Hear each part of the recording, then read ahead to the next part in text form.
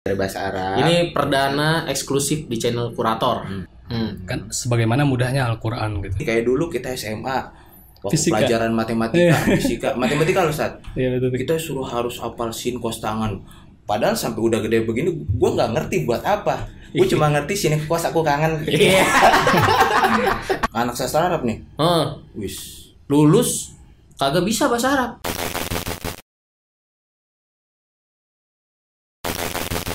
Oke, assalamualaikum warahmatullahi wabarakatuh. Waalaikumsalam. Nah, balik lagi ya di video kita. Kali ini kita kedatangan bintang tamu yang berbeda dari yang kemarin, gitu kan.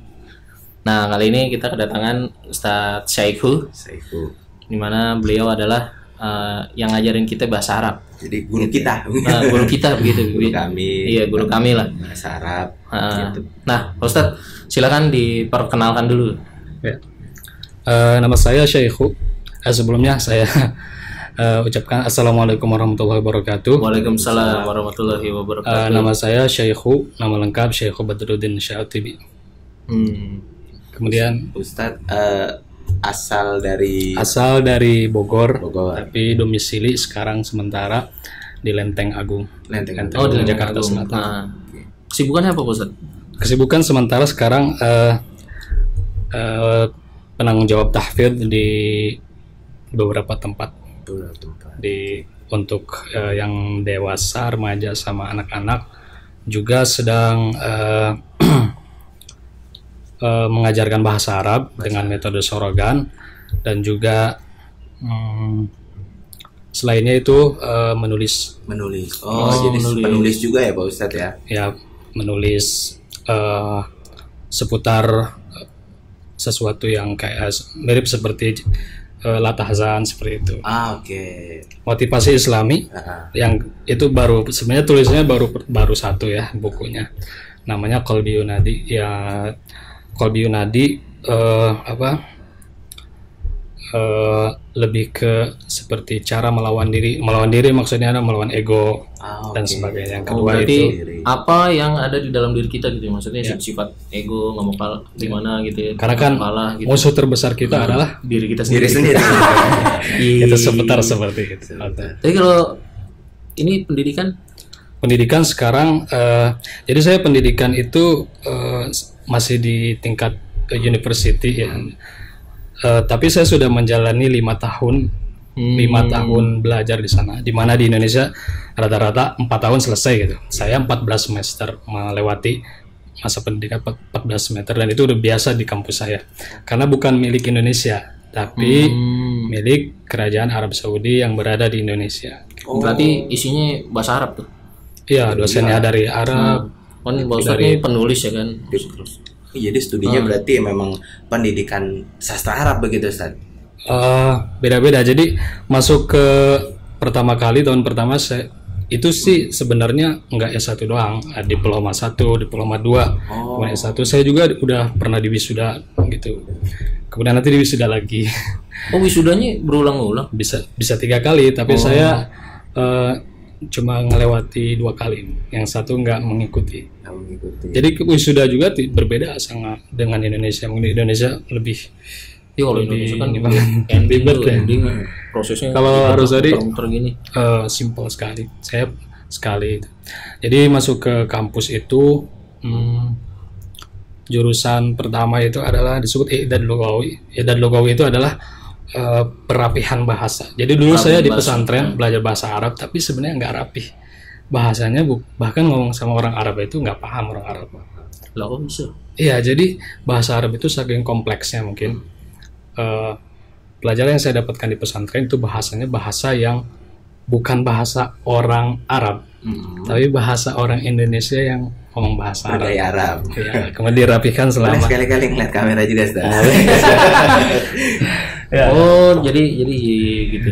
Itu ketika lulus dapat title, Ustaz, kayak misalkan sarjana S1 ada, kayak Agung, Eskom gitu. Iya, ada.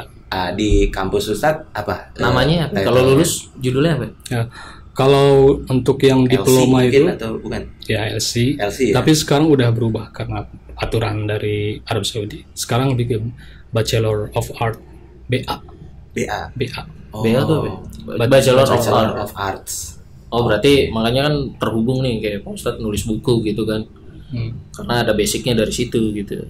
Maksudnya berarti bisa diterima di semua inilah ya, semua negara itu Bachelor of Arts begitu kan? Iya. Ya emang Bachelor of Art kalau nggak salah cuma bukan dari Indonesia gitu. Iya, cuma bukan dari lulusan dari luar gitu. Dari luar. Oke. Saya lupa ini. Itu masih menjalani studi lagi atau Iya. sudah tingkat paling paripurna, Ustaz? Mungkin sekarang itu udah terakhir gitu. Sekarang tahun-tahun terakhir lah. Tahun-tahun Tahun-tahun terakhir. berat lah sekarang. Tahun berat. Jadi dulu itu waktu diploma 1. Jadi Idad Lugawi itu mungkin setara diploma 1 mungkin di Indonesia ya. Oh, Tapi ada jasanya itu disebut Ahli Adat Lugawi gitu. Tapi saya menjalani Idad Lugawi cuma 1 tahun. Kemudian langsung ke yang kedua itu, yang 2 tahun itu mungkin setara D2 gitu ya. Saya lebih fokus ke ekonomi syariah, fikih muamalah seperti itu. Kemudian sekarang itu lebih suka dengan dunia bahasa Arab secara keseluruhan gitu. Bahasa Arab. Mungkin disebut juga qismu ta'lim al-lughah Arabiyah, bisa juga, tapi belajar sastra juga. Mungkin lebih umum lah. Sekarang itu. Di tahap akhir kalau kita kan ada skripsi ya bro. Skripsi atau sidang. Kalau dia itu apa ya Pak Ustadz? Namanya bahas. Bahat. Namanya sama aja sih, bahas. Bahasan mungkin ya. Oh. Bahas at-tatbiqi. Kalau bahas mungkin itu saya udah membuat berapa kali gitu, dari nggak di akhir doang, sebelumnya juga suka bikin. Tapi yang mungkin yang tahun terakhir itu mungkin agak ribet, agak panjang. Apa yang dibuat, kayak karya ilmiah Ya. mungkin atau karya ilmiah gitu, seputar Tapi sastra. seputar bahasa. Bahasa. Bahasa Arab itu dibagi tata bahasa, Kata bahasa. sastra, kemudian sastra, kemudian ilmu berbahasa. Jadi mempelajari semua bahasa, termasuk bahasa, maksudnya termasuk seluruh bahasa di dunia gitu.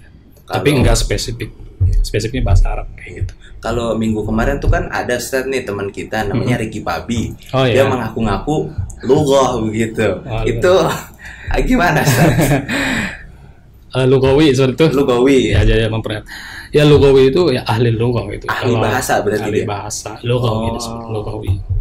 Udah jadi sastrawan berarti. Sastrawan. Ahli bahasa ya kan. Pabi. Kalau kita jurusan bahasa Arab misalnya, saya dari ana min qismil lughatil arabiyyah, qismul lughatil arabiyyah. Qismul lughatil arabiyyah. Oke, jadi FYI nih ya buat teman-teman, bahwasannya Ustadz Sayyidhu Badrudin ini ya guru kami, guru saya Agung dan juga Ricky yang kemarin juga tampil. Jadi boleh dicek nih video juga yang seputar Ricky.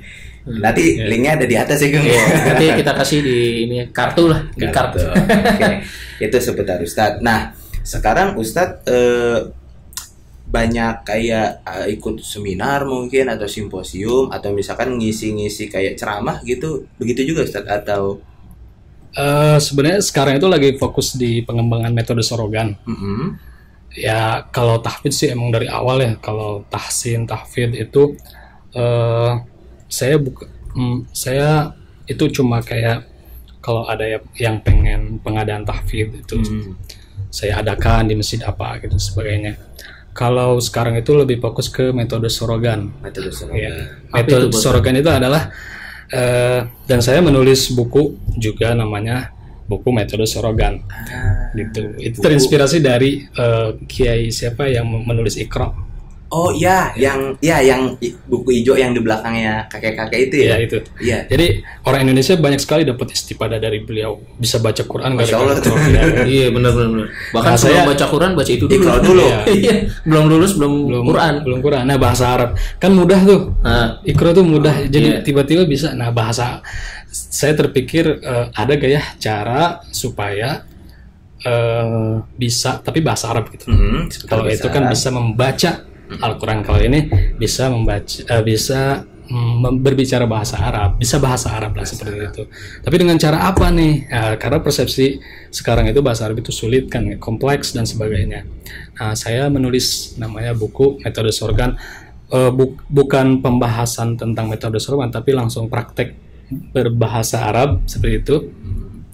dengan metode namanya metode Sorogan. Kalimat Sorogan sendiri itu bahasa Sunda sebenarnya. Oh, bahasa Dan Sunda. sebenarnya Sorogan sendiri bukan saya yang menemukan gitu. Cuma saya kayak Meminjam istilah lah ya. meminjam istilah. Oke. Dan sedikit metode, sedikit gerakan metodenya. Oh. Kalau isinya kan pasti beda lah. Iya. Isinya Iya, beda. berarti Isinya tulisan tekniknya. saya. Tekniknya. Heeh. Tekniknya. Dan juga Sorogan sendiri itu artinya setoran. Setoran. Ya, Jadi ya. mempertanggungjawabkan apa yang sudah dipelajari oleh seseorang dalam hal ini adalah bahasa Arab di dalam buku yang saya catat, yang saya tulis, kemudian dipertanggungjawabkan ke guru gitu. Misalnya ke saya nanti baca gitu. Itu nanti dibahas. Iya. Terlalu Nanti dan ini sebenarnya motifnya itu membuat ini sebenarnya ini tujuannya itu justru bukan untuk orang yang bisa bahasa Arab, tapi justru orang yang benar-benar gak bisa sama sekali bahasa Arab. Saya ini ingin orang-orang itu tidak tersesat seperti saya. Oh begitu. Maksud gimana tuh kalau tersesat gimana? Jadi dulu itu saya alhamdulillah Allah anugerahkan keinginan besar untuk mempelajari bahasa Arab. Akan tetapi metodenya itu ternyata ribet sekali. Dulu itu dari kecil saya menghafal kaidah-kaidah nahwu tanpa saya tahu apa itu maknanya, apa itu gunanya dan sebagainya. Saya hafal misalkan dulu itu ada amil, ada jurumiyah, ada imriti, saya hafal. Saya storin ke dulu itu ke ustadz di kampung itu benar-benar ketat. Nah, tapi ternyata ini gunanya apa gitu, hafalan Quran bukan gitu. Dan kemudian masuk ke pesantren sedikit-sedikit terbuka. Nah, sekarang baru masuk ke kuliahan. Oh ternyata ini maksudnya. Nah baru saya berpikir kenapa nggak dari dulu langsung aja penjelasan itu disampaikan kepada peserta didik. Gitu kan? Nah, dengan ternyata, tapi saya mikir juga ternyata sulit. Nah harus ada metode. Nah metode ini menurut saya ini adalah metode terbaik gitu. Menurut saya sepengalaman saya sampai detik ini. Jadi saya mengalami bahasa Arab itu udah berbagai macam metode ya. Iya dari kecil, dari awal masuk pesantren tuh. Pesantren tradisional awalnya yang kitab kuning seperti itu. Sejak tahun berapa masuk pesantren? Oke, baik Ustadz. Ustadz memulai belajar sebagai santri itu sejak usia berapa Ustadz? Sebenarnya saya juga dari kecil itu emang sudah di lingkungan santri gitu ya. Oh, begitu. Udah di lingkungan. Saya lahir ketika saya besar juga saya udah ngelihat santri gitu. Oh iya. Ya, bapak saya mengajar para santri itu gitu ya. Akhirnya saya dari kecil itu ya saya udah disodorkan dengan kitab-kitab gitu. Dan hubungannya dengan kenapa saya menciptakan buku Sorogan itu adalah karena saya ketika santri itu disodorkan hafalan-hafalan kaidah bahasa Arab dan sebagainya, tapi saya nggak ngerti. Kemudian saya masuk ke pesantren lain modern seperti itu, seperti Gontor seperti itu, berbicara bahasa Arab dengan gaya bahasa Indonesia, pastinya salah gitu ya. Habis itu saya ke orang Arabnya langsung gitu ya di kampus saya, yaitu terciptalah buku yang tadi itu insya Allah mangkas semua kesalahan-kesalahan belajar gitu. Jadi itu udah tinggal lahap aja gitu. Lahap. Jadi istilahnya itu dengan buku metode Sorogan itu kayak belajar efektif dan efisien bahasa Arab begitu ya. Oke. Ya sih Gung, gue bisa menangkap nih keresahannya Ustadz Saikhu gitu. Kayak misalkan disodorkan kaidah-kaidah harus dihafal, padahal kita nggak ngerti. Padahal nggak ngerti itu kayak gini, kayak dulu kita SMA waktu fisika. Pelajaran matematika loh Ustaz. Ya, kita suruh harus hafal sin kos tangan. Padahal sampai udah gede begini, gue nggak ngerti buat apa. Gue cuma ngerti sini kos aku kangen. Iya. Pak Ustaz, itu jokes aja. Nggak bener. Kalau sama kita begini Pak Ustaz, emang ada lah pasti. Tapi keresahannya sama gitu, buat apa dihafalin gitu. Oke, lanjut. Ustaz, saya punya pandangan kalau bahasa Arab itu sulit untuk dipelajari. Itu benar atau salah pandangan saya itu? Sebenarnya bahasa Arab itu mudah ya. Mudah. Kan sebagaimana mudahnya Al-Quran gitu. Al-Quran pakai bahasa Arab dan Allah mengatakan walaqad yassarna al-Qur'ana lidzikri fahal min mudzakir gitu. Dan walaqad itu kata Allah, dan aku benar-benar telah gitu. Yassarna al-Qur'an, memudahkan Al-Quran. lidzikri untuk dipelajari. Fahal min mudzakir, adakah yang mau belajar gitu. Jadi sebenarnya titiknya adalah di adakah yang mau belajar. Jadi karena ketiadaan minat untuk mempelajari itu. Tapi emang ada juga yang hal lain di luar itu. Kenapa orang-orang itu mempunyai mindset bahwasanya bahasa Arab itu susah. Itu menurut saya seperti yang tadi saya ucapkan, sepanjang perjalanan saya mempelajari bahasa Arab, mungkin itu karena metodenya yang begitu, metode yang salah gitu. Seperti misalnya saya ingat banget umur kelas 2 SD itu mungkin 8 tahun ya. 8 tahun itu saya disodorkan jurumiyah untuk dihafal.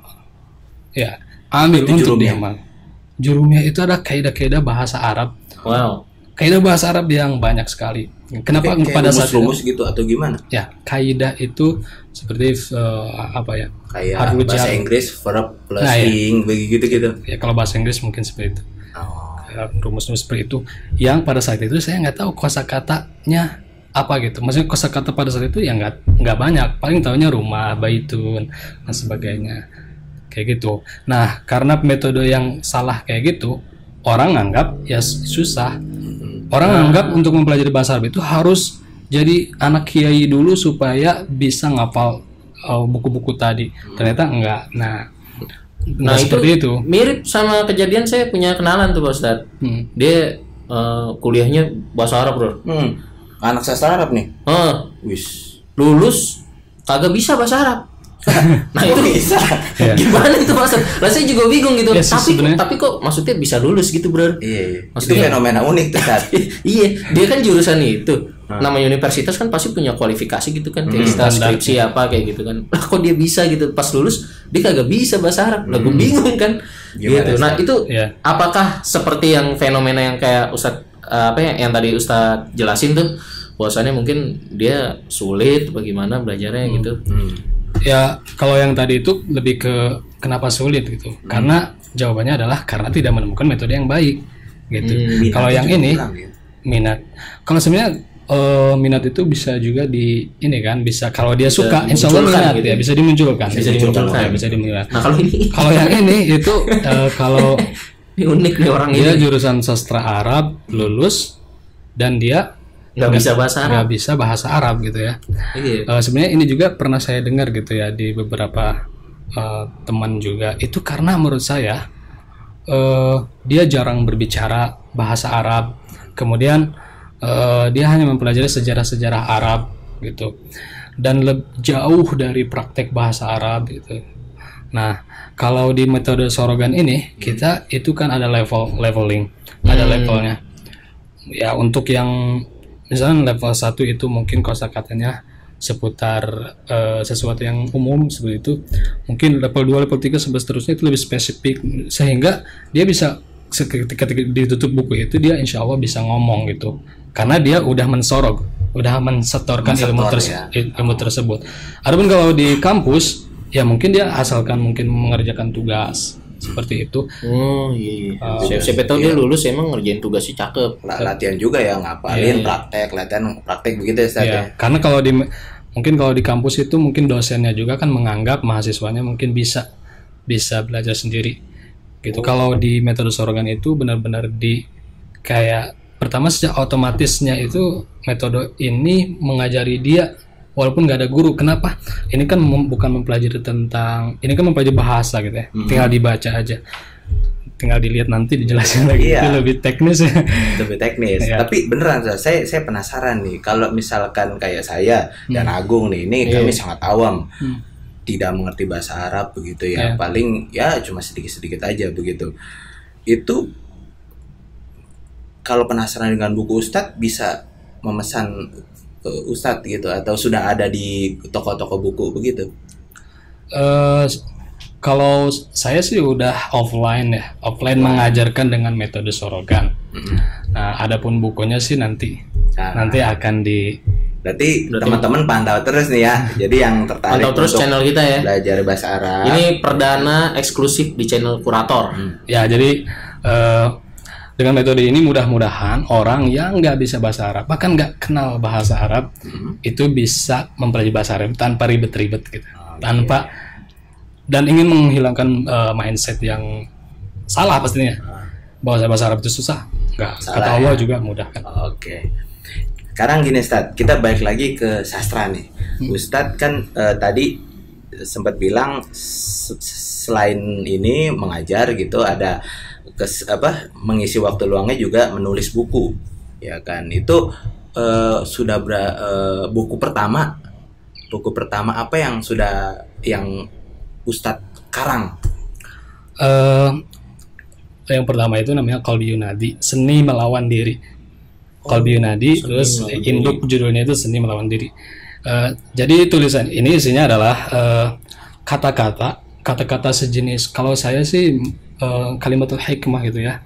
Kalau bahasa Indonesia mungkin sejenis kata motivasi dan sebagainya, mungkin ada yang lainnya.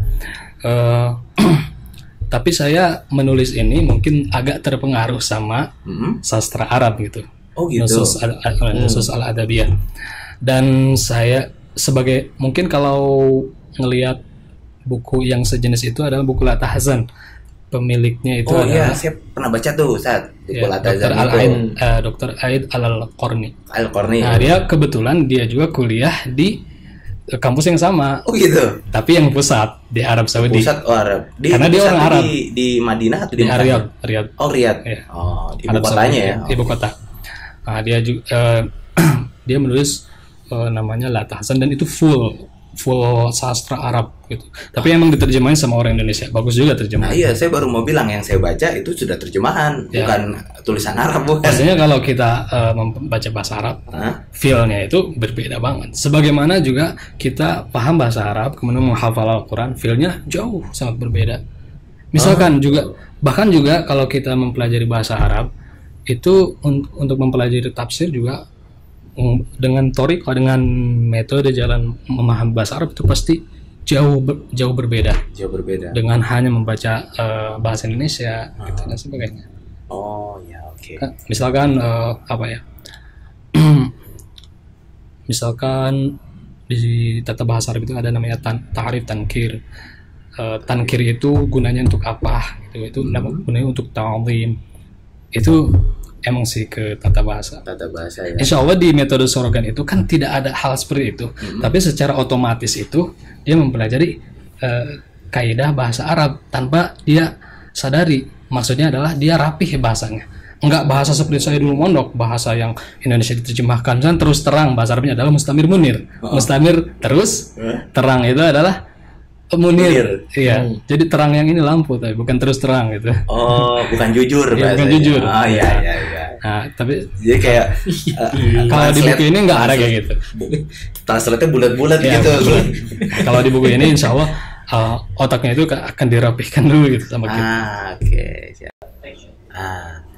Terakhir nih Ustaz, untuk sesi ini, untuk konten ini ya Gung ya. Gitu. Karena nanti kan kita akan berlanjut lagi ya Ustaz, insya Allah gitu. Saya mau nanya nih Ustaz, Quran diturunkan oleh Allah dalam redaksi bahasa Arab dan diturunkan untuk bangsa Arab. Gimana? Diturunkan ke bangsa Arab pada saat turunnya. Begitu. Padahal kan memang ada ayat ini untuk semua orang begitu. Artinya kita nih yang orang Indonesia begitu juga kena nih Quran itu sebagai pedoman gitu. Nah itu adil nggak sih adil nggak sih Ustadz kalau Quran itu hanya dalam bentuk bahasa Arab, kenapa nggak bahasa Indonesia gitu, kayak kitab-kitab lain gitu? Kalau diturunkannya pastinya itu haknya Allah ya, haknya Allah. Tapi kalau karena saya ini ya bahasa, kalau secara bahasa sebenarnya bukan berarti tidak adil banget gitu. Adil banget malah. Iya, adil banget. Kenapa?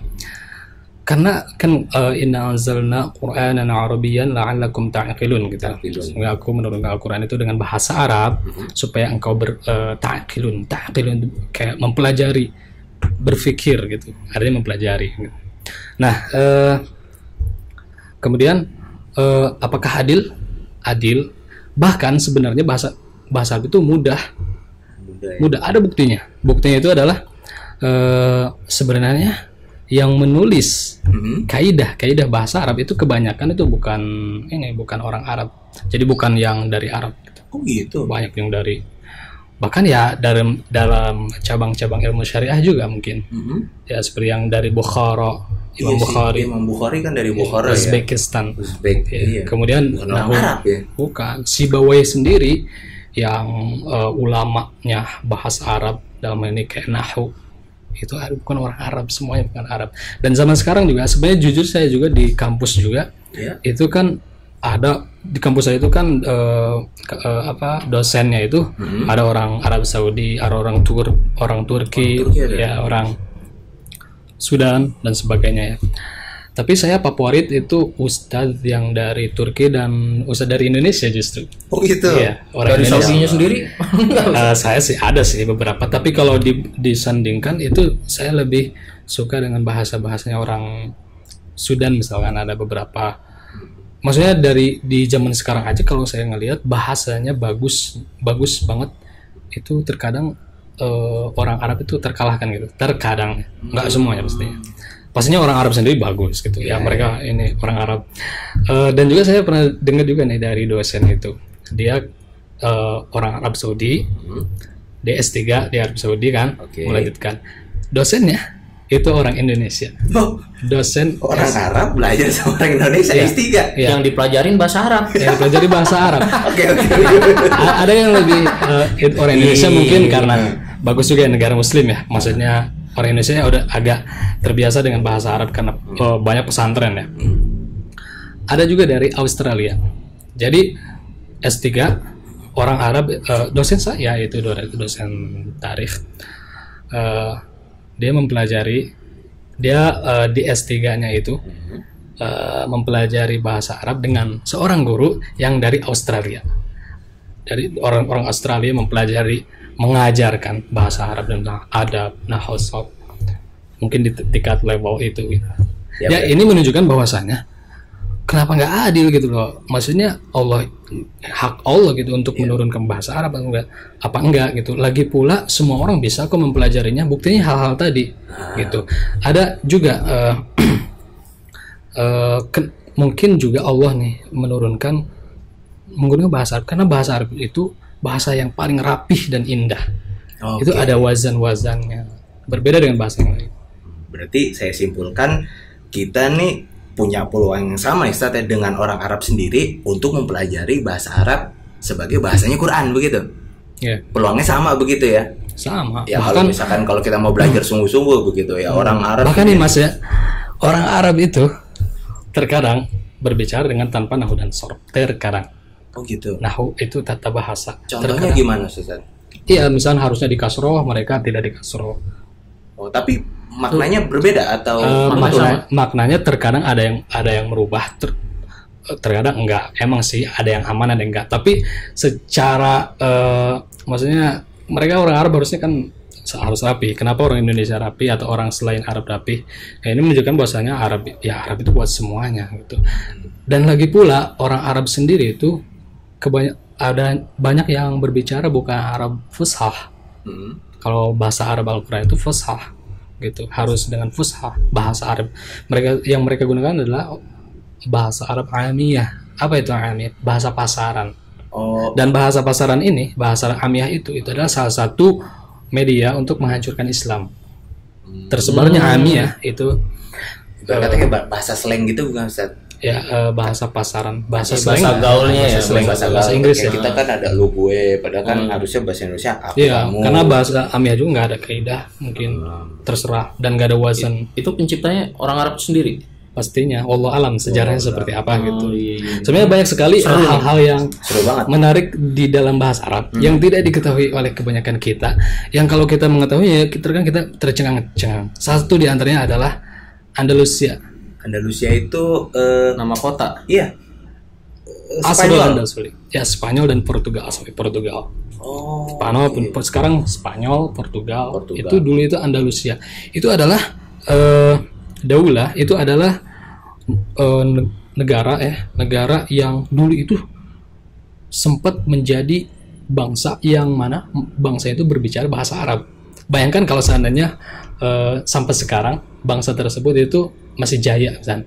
Pastinya orang-orang barat sekitar pasti ngomong bahasa Arab. Ya, tapi karena emang takdir Allah gitu. Untuk hancurlah Andalusia gitu. Sampai ada namanya Ibnu Qafazah misalkan. Beliau itu dari Andalusia, bukan orang Arab kan pastinya. Iya Eropa sih. kan ya kalau Iya, Andalusia. Eropa. Dia menulis sastra yang tinggi banget, sastranya, bahasanya luar biasa, bahasa Arab Pusat. Nah, gitu. Jadi yang adil lah, tetap adil. Tetap adil ya. Oke, berarti. Oke, jadi kita harus tetap semangat ya. Dan banyak lagi hal lain. Banyak hal lain. Nanti kita akan bahas di episode selanjutnya lah. Pelan-pelan. Ini akan Pelan-pelan. berkelanjutan. Jadi buat teman-teman, untuk hari ini segini dulu ya Ustadz ya. Iya. Kita sambung lagi di lain waktu. Jazakallah khairan. Sampai ketemu lagi di video kita berikutnya. Seperti biasa ya Gung ya. Yoi. Support kami dengan like, subscribe, share. Komen yang rapih lah. Komen yang Kalau rapih. ada pertanyaan juga boleh di kolom komentar atau ke email kami ya, kuratorsemail@gmail.com seputar bahasa Arab yang mungkin perlu disampaikan ke Ustaz Saiku, silahkan. Monggo kita tampung. Ya boleh Ustaz ya, berkenan ya. Boleh. Oke. Atau yang mau lebih, maksudnya dalam waktu lebih dekat pengen mengikuti kelas, mungkin bisa ya. Boleh, bisa. Ya, Bisa. Komunitas Tangan Emas di Jakarta Selatan. Boleh langsung, ini tetap muka langsung gitu. Iya. Iya. Nanti email aja ya, email aja ke kita, nanti kita berikan informasinya. Oke, saat ini sekian dulu. Terima kasih telah menonton. Assalamualaikum warahmatullahi wabarakatuh. Waalaikumsalam warahmatullahi wabarakatuh.